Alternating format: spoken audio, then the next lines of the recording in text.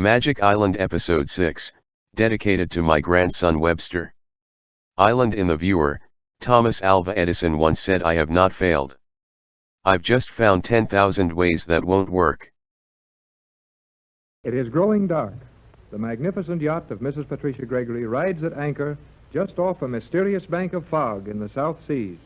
On board the yacht, Mrs. Gregory, her business manager Tex Bradford, and their young companion Jerry Hall are eagerly trying an experiment. Bradford has just set up a unique piece of mechanism through which he can see over the horizon, or over a building and down into the street on the other side of it.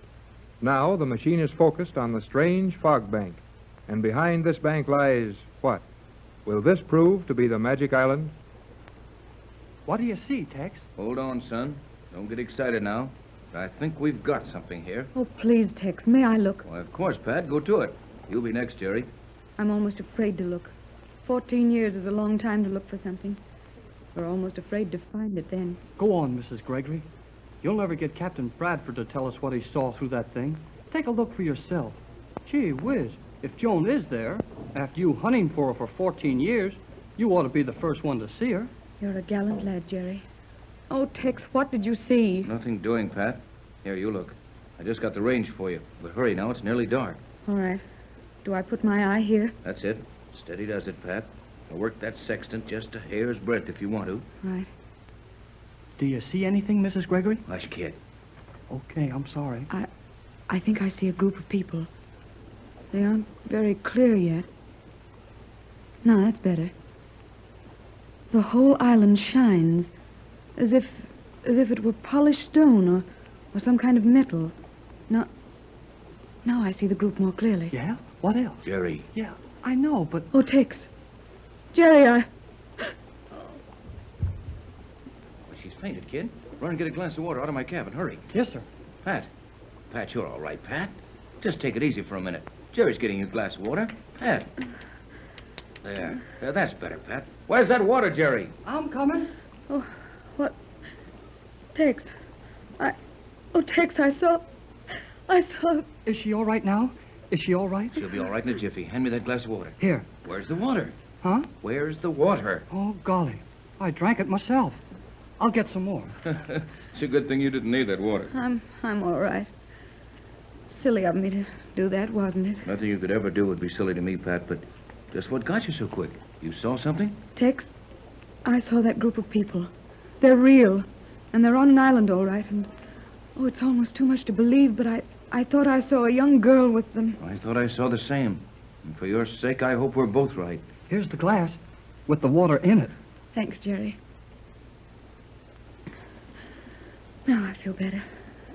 That's the first time I ever felt like fainting. Yeah, me too. I mean, I would have fainted if I hadn't used the first glass of water on myself. I could tell what you saw from the way you acted. May I look now? Help yourself, son. Boy, what a thrill this is. Now, let's see. Oh, looks kind of cloudy at first. There now. I can see better. This focus is easy enough. I got it. Gee, there's people there. People on the island right inside the fog. Whole bunches of them.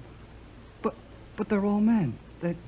Oh, no, they ain't. Hey, there's a girl with them. A girl, Mrs. Gregory. Yes, Jerry, I saw that too, but don't hope too much. Hope? Nothing. That's your little girl. I know it is. That's Joan. She looks just like you do. Now, Jerry, I made that machine, and I happen to know you can't distinguish features at that distance. I don't care about her features. I'm talking about what she looks like. You better let me take another look, Jerry. It's getting dark. It's pitch black in 15 minutes. We won't get any twilight. Better learn what I can about our situation before we hold up for the night. All right now, Pat? Quite all right. I'll steady you up, Mrs. Gregory. You just hang on to my hand. I'm not nervous anymore. Thank you, Jerry. What do you see, Captain? There's a group of people on the island, all right, and... Well, now, there's a funny one. They seem to be pointing something at us. Bet they're going to shoot. Let's duck. Oh. No, looks more like a telescope. But it's something like that, and they know how to look through that fog. They see us all right. Some of them are waving their arms and pointing at us. Well, we sure couldn't see anything through the fog. Good thing you had this machine for reflecting your rays against the air over the island and looking down on it. From the way they're acting, it's It's obvious they see us and see us plainly. Is there any danger, Tex? I think not. At least not so long as we just ride at anchor. Here, say something's happening. What are they doing now? They are not doing anything. At least not anything I can see, but the fog is. I've got it. They figured out that I'm watching them by means of rays refracted over the top of that fog. So they're closing it over the top. Closing what over? The island. All of it. You were right, Jerry. That fog is artificially made and perfectly controlled. Now they're covering up overhead with it. I can hardly see. That's all for now. They put a perfect roof of fog over that whole island, and it didn't take them more than 30 seconds to do it. Then they did know we were watching them. Sure enough. What do you think we ought to do now, Tex? Nothing. Just nothing. It's nearly dark. There's no reason to fear anything, and they can't watch us any longer. I'm getting a little chilly. Probably just nerves. It's anything but cold this evening. Yeah, we'll go in the radio room and sit down and talk this thing over quietly. Oh, you're doing splendidly, Pat. I know what a strain you must be under.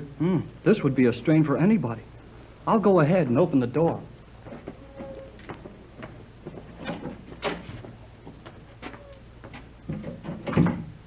I'll leave this stratoscope right here for the time. You take that easy chair, Pat. All right. Jerry, warm up the radio. Oh, boy. Do I get to use it? Go ahead, son. Let me know when it's warm, and I'll give you the message. Now, Tex, tell me honestly. Do you think there's a chance that my little girl is on that island? After what we've seen in the last 6 hours, there's a chance for anything. I've never had any hope that you would find little Joan. Everyone agreed that she must have drowned in that shipwreck. And 14 years is a long time without news of her. But now, Tex, now, don't you see that there's some reason that may make those 14 years of silence possible? That island is weird. It's mysterious. It's almost what the old sailor said it was, a magic island. Agreed. And for the first time, I'm willing to admit there is a chance. A mighty good chance that the little girl on the island could be Joan. How can we find out, and how soon? We'll have to take our time. For one thing, we don't know what that island represents.